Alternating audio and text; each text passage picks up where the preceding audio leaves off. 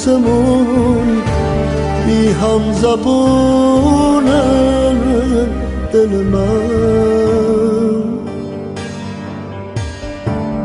شوق پرواز سراپای مرا می کشد تا پس این پنجره.